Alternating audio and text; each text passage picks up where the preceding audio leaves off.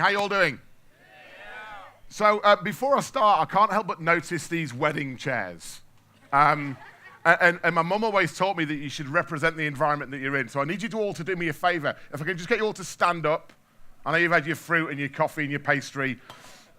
If you could just face the person next to you, just pair up. No hand holding. I saw that, Nicole. That is a different game. We are not doing that one this morning. DJ, if you could just play us a tune. I need you to do your best wedding dance. Because this feels like a wedding. And you're remote workers, so you never get to hang out with other humans. So I thought we'd make the most of it and just spend 20 seconds dancing with the person next to you. Whoever they are, just make friends with them right now. Go, DJ. Come on. No, cheesier. Get the knees going. There we go. Come on, Sean. Hands. Good lad. Get the hands going. Look at that. No awkward dancing here.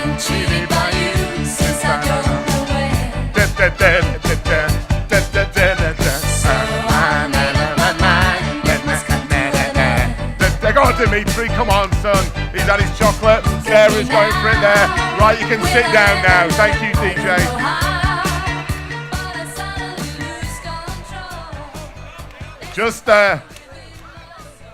Just to be clear, that has got fuck all to do with the future of work. That is me taking advantage of having a microphone and abusing the power. So there's two things I'm going to talk to you about today. One is the future of work, something that I am very passionate about, and the other one is how that relates to remote work. And the two are slightly separate, but I think they're very connected. So there's a few things I'm going to share with you today. I will share my slides, so they're all going to be open. This is going to be on YouTube. If you've got any questions, I'm at Dom Price on every form of social media you can find.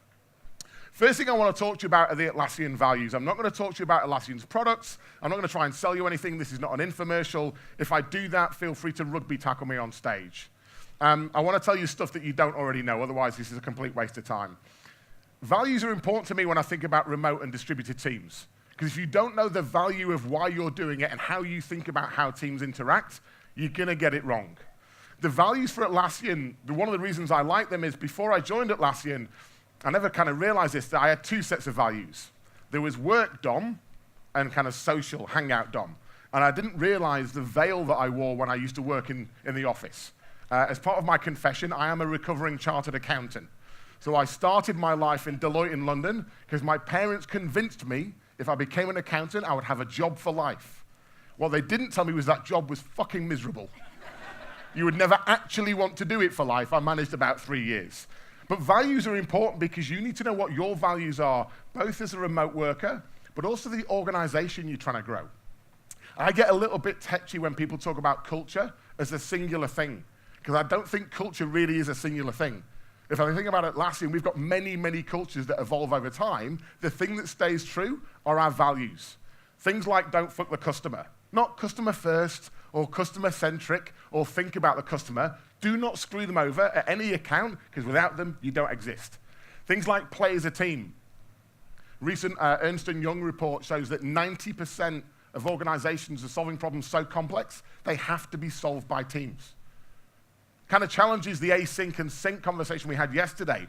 If we have to work together and we need cognitive diversity to create genius things, how do we do that when we separate ourselves from the people we need to challenge us? How do we best do that? Collaboration by its very nature should be uncomfortable and a bit scrappy. The real reason I like these values is most organizations I get to spend time with have bullshit values. In my time at Deloitte, I was doing some work with a large company. The CEO decided the company had a shit culture, and he did what all good 55-year-old white men do. He collated his top 35 white men executives and took them to an offsite in a vineyard. And partway through a 3-hour discussion on culture, they'd landed on their new cultural pillars: pride, respect, integrity, collaboration, and knowledge. I apologize if any of you have those, or if you work there. Now, I'm trying to be a grown-up, but I'm not very good at it. So I was sat at the back of the room, and I see them present pride, respect, integrity, collaboration, and knowledge. And I do that thing you used to do as a kid where you try not to laugh, and you do that snorty noise through your nose and ears, right? And the CEO's like, all right, smart ass, what's so funny? And it's like, it spells prick. I said, I've got this vision of the end of year prick awards and mouse mats with the best prick on them. And I don't know that that's what we want to aspire to. So the head of HR walked up and wiped out knowledge. And I said, I think you've missed my point. I think we moved on, right? But values and understanding the values is important. And that's because a lot of the conversations I hear about remote work are about the remote worker or about the organization. And very rarely do we combine those and say, how do we delight both parties? When I see stats that say remote workers feel 85% more productive, who's paying the tax on that? Are they productive, but it's at the detriment of the team they're working with? Are they productive on a singular task, but when you do that collaboration, it gets a lot slower? A philosophy that I've been following recently is around dysfunction. I do a lot of work around the function and dysfunction of teams. And there's 1,000,001 definitions, and they all give me the shits because they're all really complex. And I'm not a complex kind of guy. I'm from the north of England. And I love this definition. Dysfunction is the gap between what you know and what you apply, or what you do. Quick example. I turned 40 last year. I know, I don't look it.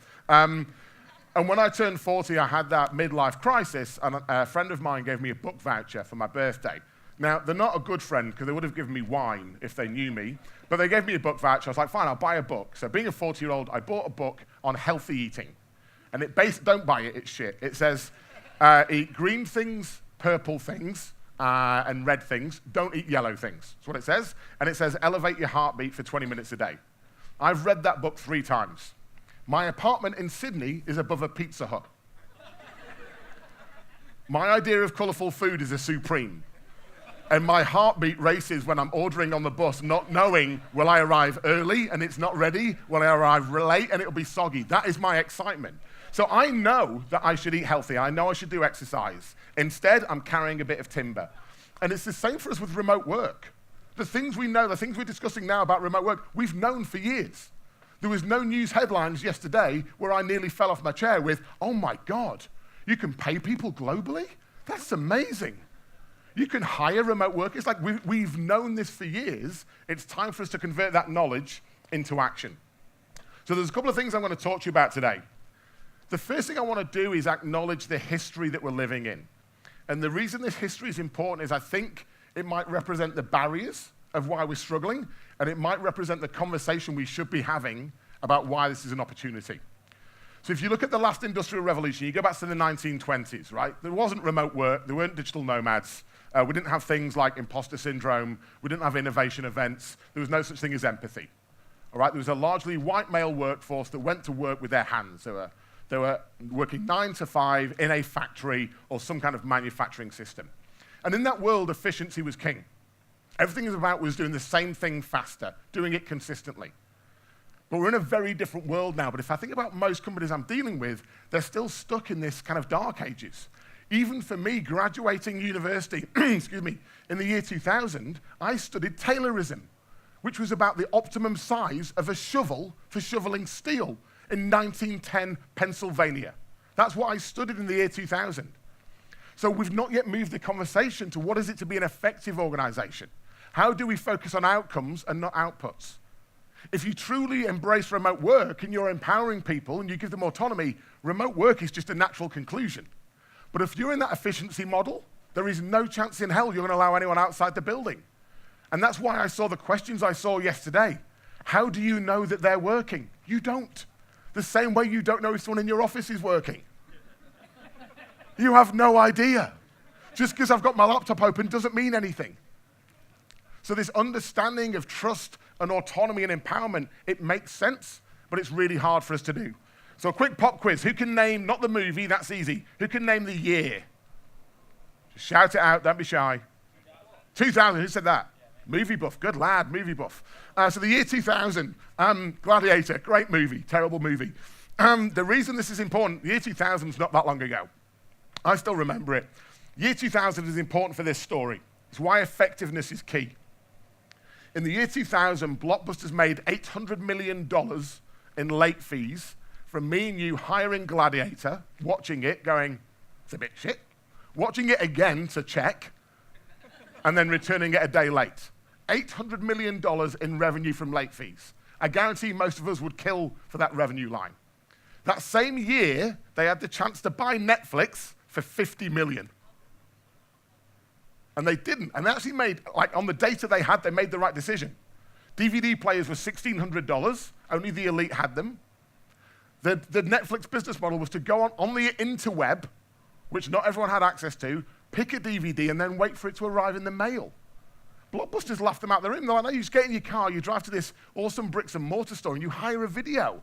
Why? This DVD thing's never going to take off. So on the data, they were right, but this is efficiency versus effectiveness. And here's what happened. Blockbusters disappeared. No longer exist. In fact, after the year 2000, they had a very successful IPO. For a few years, they still looked awesome. They still looked brilliant. But they weren't thinking about the future. They thought their business was video rentals. Netflix realized their business was entertainment. Netflix has reinvented themselves 3 times. DVD rental, streaming, and now content generation. Netflix is no longer a $2.2 billion business. It's a $12 billion business. 120 million active customers globally. Already twice the size of Blockbusters in their heyday. So when you're thinking about remote work and you're thinking about teams and how teams work together, we have to think about this effectiveness. And the reason being, and this is when we talk about diversity, hiring smart people, getting access to the right talent, here's why. This is the average age, the average tenure of a Fortune 500 company. So if you ran a factory in the 50s or 60s, if you got good and just stayed good, you stuck around for 60 years. So as a CEO or a senior leader, do the same thing on repeat, and you remain successful. The average tenure now of a Fortune 500 company is 14 years.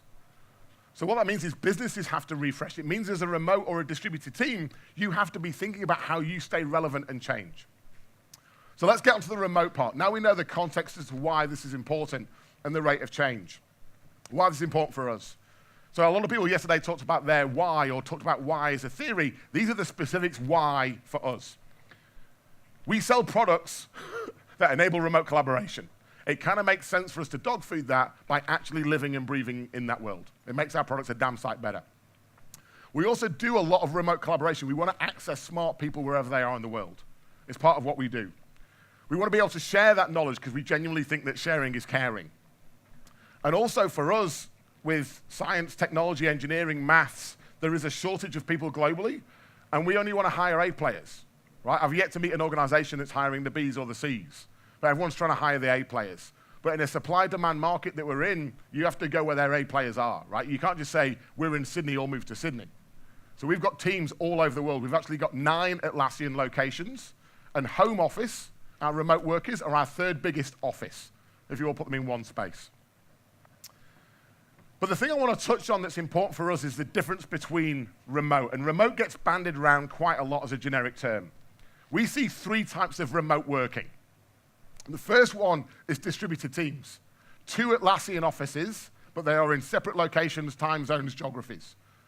That is the majority of our teams. And at Atlassian, we have just shy of 3,000 employees and 480 small, nimble teams. But those small, nimble teams are spread across geos, because there's cross-functional teams that come together, swarm on a project, and then often disband afterwards. And so distributed teams, whilst not truly remote, still require a way of working that enables us to connect people across a wire where they're not co-located.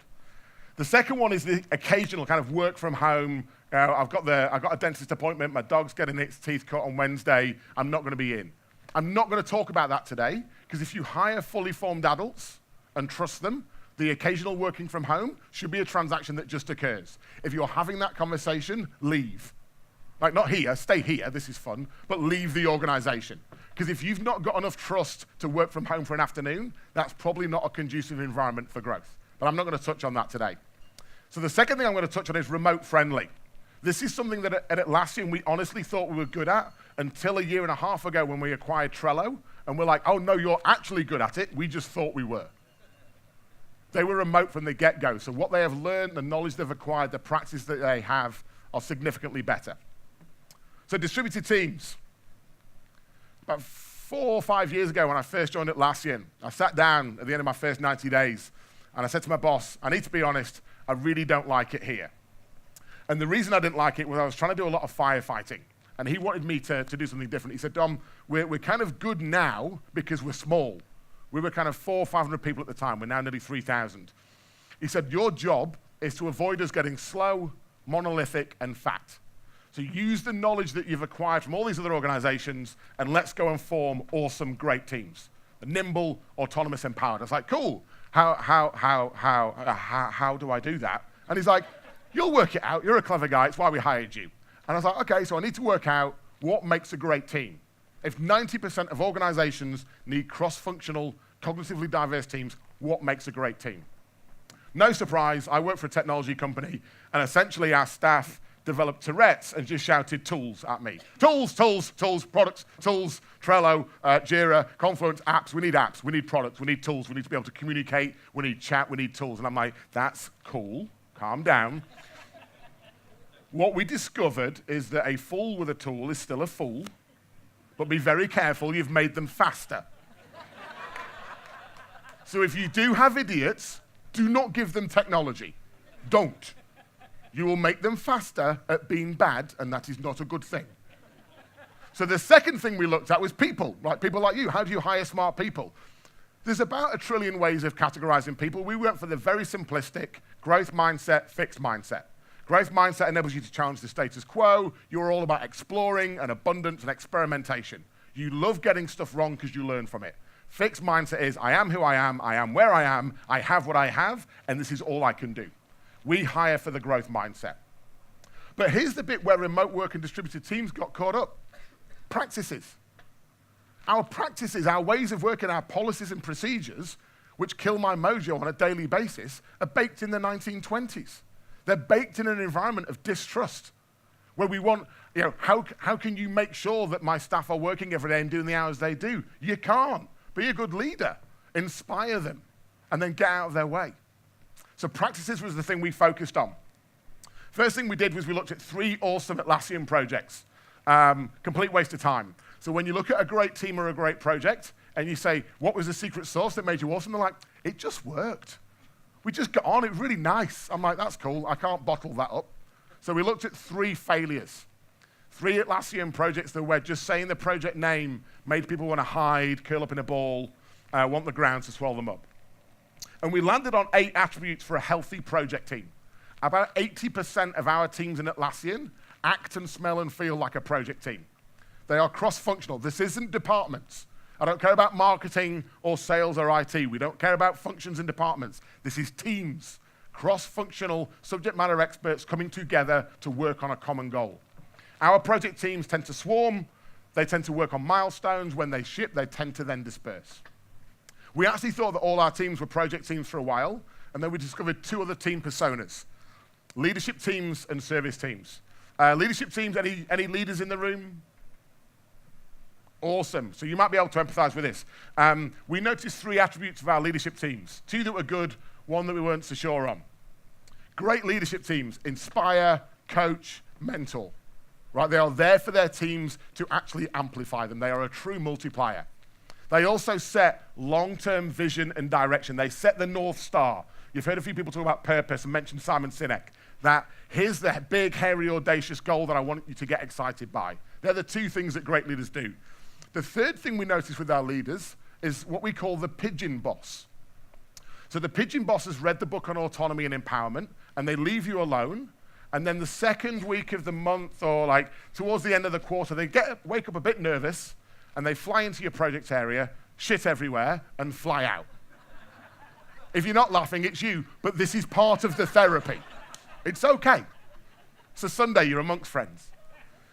They've not got bad intent, they're not malicious, but they distract and disrupt the entire team with a random statement. Great leaders have an agreed rhythm and cadence of how they communicate, and they work to inspire and multiply the team, not micromanage, and not this laissez-faire, I'll fly in at the end of the project. It's somewhere in between.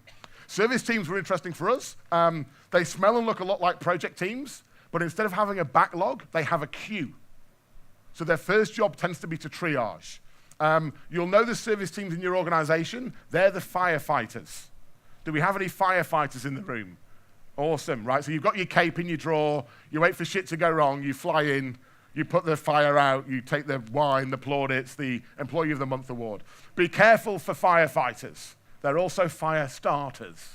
Yeah, because when stuff stops breaking, they get nervous they're going to lose their job. So when no one's looking, they're like, oh, look, a fire. I happen to be here to put it out to get my Employee of the Month badge.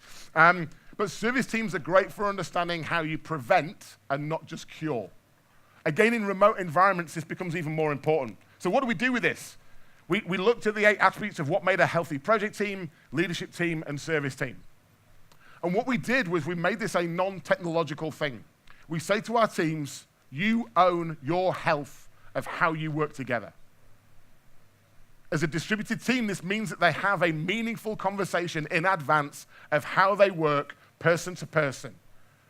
Cognitively diverse teams are awkward and painful. They can feel like an investment when you get them right, but at first it slows you down and it's scrappy. We've now run over 4,000 of these across the organization and thousands externally.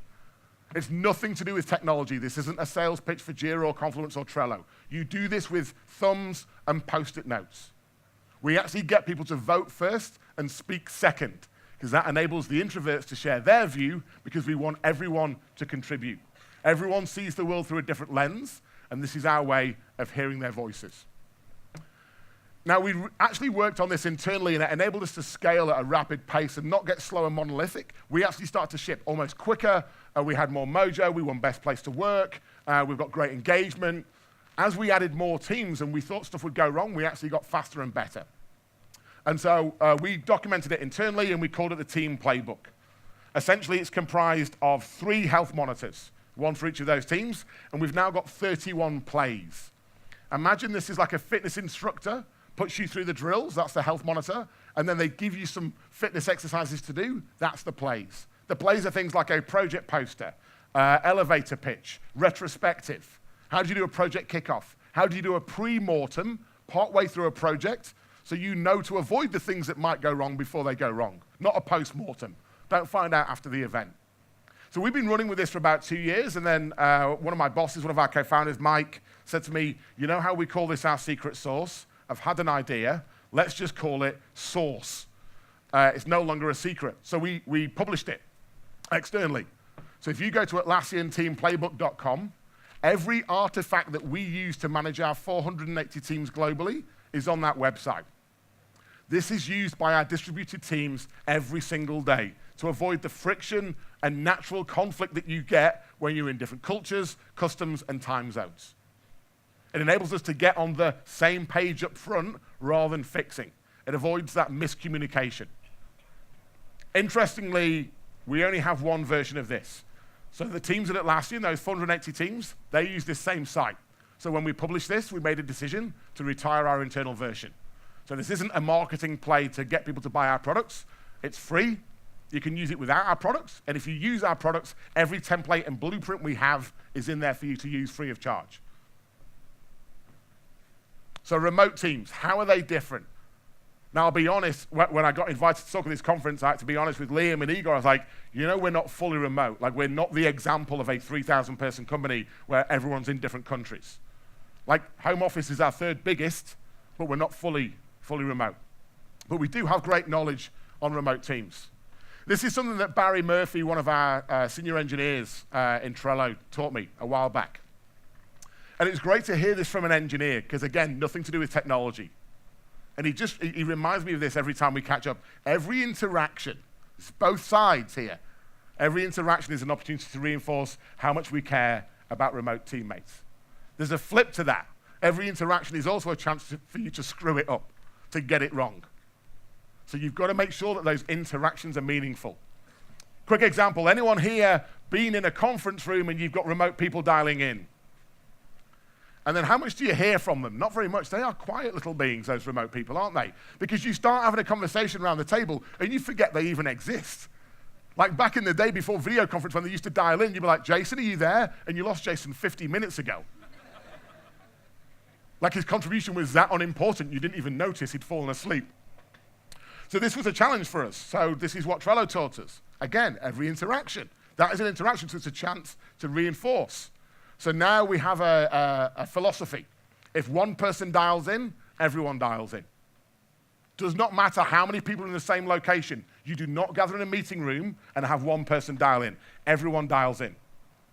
I'll be honest, it's pretty freaky when you first do it. Our Trello town halls, where you've got 120 people is 120 laptops, 50 of which are in an office and 80 of which are dialing in remotely. But it levels the playing field for everyone. Everyone is in the same environment. It just makes sense. When you do it and you realize how it works, like, it just makes sense. It builds empathy that I could never build in any other way.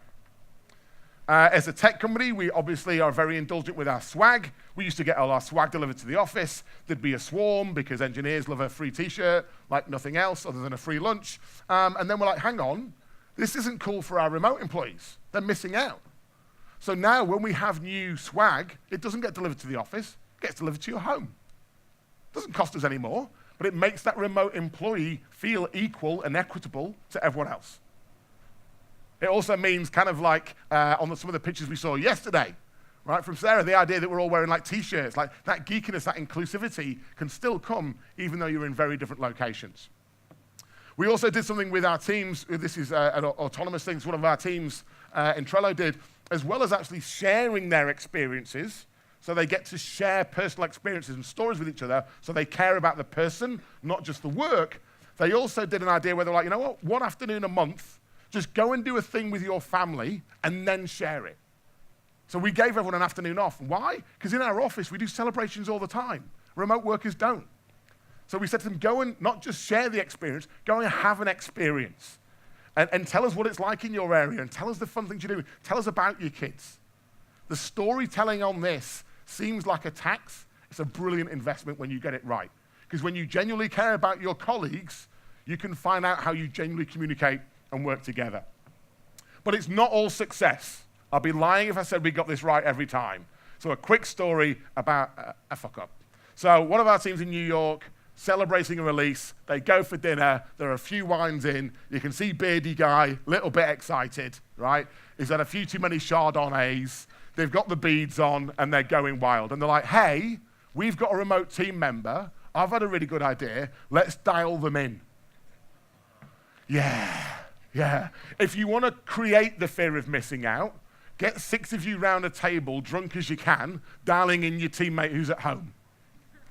Right, so the idea, and this is cool, we celebrate these failures and we tell stories about these failures because we're not superhumans. We're experimenting and exploring. We have not solved remote working, and I actually don't think we ever will in our lifetime. But if we continue to experiment and explore and share the things that work and the things that don't, we've all got a chance of getting a little bit better at it every single day. So we're not remote first, and I don't think we ever will be. But we try our hardest to be remote friendly. How do we get an environment where the remote worker succeeds and the organization succeeds? If it's one or the other, that trade-off does not work. It has to be both parties. So tools are important to us as well. They do help us. We do use chat an awful lot. With Trello, we insist on some level of time zone overlap because for incident response, for problem solving, it just helps when people are online at the same time. We use remote tools like Trello. Not only does that enable us to get better at building Trello, but we get to experience things like remote workers, and it just means we've all got the same version of the truth. It just removes that wasted time where I end up doing a task and then realize the next day someone else has already done it. And then we also use external tools. I know we've got the guy here from Stormboard. This is like, there you are, an equivalent to Stormboard. There's a whole lot of whiteboard products out there, but this just gives us that extra fidelity on when you are doing something complex and curious and creative, and you want a tool that gives you that freedom. There's loads out there. And then the other thing we do is with Confluence, we use this for recording decisions. So one of our plays in the playbook that I showed you before is called the DAISY. This is where we consider options and make decisions. We make sure that we only ever have one version of the truth of those decisions so everyone can see that and work off the same information. Really simple, but whether it be sync or async, just make sure that it's not a water cooler conversation that determines the work you do. Make sure it's a central, shareable, transparent version of the truth, because then you save people wasting their time and the friction. And then lastly but not leastly, and this should be common sense, but apparently it's not, when we're hiring remote workers, we do all the interviews remote. Sounds logical. There's a whole lot of companies I'm working with, they're like, with remote workers, we want to fly them in and do a few face-to-face. Really want to eyeball them first. And I'm like, that might be a problem. I'm not saying don't eyeball them at some stage, but if you need to do that to actually get your confidence, how are you going to manage that over time? It enables us to actually see how they're going to communicate in a remote environment by creating that environment on purpose. Sounds logical. A lot of people forget it. So actions for you. First one, unlearning. I believe we're in an epidemic of knowledge acquisition. We're getting really fat with knowledge and we're doing nothing with it. So how can you unlearn old practices and habits, either yourself, or how can you help others unlearn who are stuck in a 1970s, 1980s way of working and think remote working means you're going to be on Facebook all day? So how do you unlearn before you learn a new way of working? Again, kind of logical. Most of us learn and we never forget. We never forget the old way, and you end up with hybrid models which are neither of either. I use the 4 L's. What did I love? What did I long for? What did I loathe? And what did I learn? I do that every quarter. The learn is the gift that keeps on giving. The longed is the thing I have to stop to add in a longed for. Just my way of constantly evolving and unlearning. Secondly, as a remote worker or in a remote environment or remote company, how do you understand that environment? Because it is constantly changing. I think the danger for remote working companies is we can become very insular and we know our environment and we think it's static, and it's not. Different generations in the workplace. You've now got remote and distributed teams. Do you have both? Are they different? How do you treat them? And then mental well-being is probably the thing I'm most passionate about right now. If you're not in my line of sight and I can't sense you getting upset or tired or stressed, if I can't see your anxiety and I only connect with you once an hour, once a day, or once a week online, how do I take my duty of care for looking after your mental health? When the phone and the device enables us to be connected 24/7, how do we do the best work and not the most work? I think we run the risk of a mental health epidemic in the future. And then the last one is the levers. Understanding how technology can help change us, but also things like diversity and inclusion. And for me, the fact that the old business world, the currency was consistency, and I think the new business world, the currency is creativity and curiosity. How do you enhance that through remote and distributed teams? So I always like to finish with a quote. I'm a massive fan of Peter Drucker and his work. When he talked about the future, it's one of those things where we can sit here and debate and discuss, and essentially we run the risk of being a bystander. We run the risk of getting 3, 4, 5 years down the line, coming back to this conference when there's 1,000 people and going, if only everyone else could understand remote work. And we don't want to be the bystander. We want to be the people that take action. I think it's why we all self-selected to be here. So instead of thinking about the future, the only way we can create it is to take action. For the smart people in the room, you'll realize that it's not actually Peter Drucker, it's Abraham Lincoln. But I don't like politics, so I always go with Peter Drucker instead. So that is all from me. I hope there's some exciting questions on Slido. I'll be around for the rest of the day, and I will genuinely answer any question you're willing to ask. Thank you very much.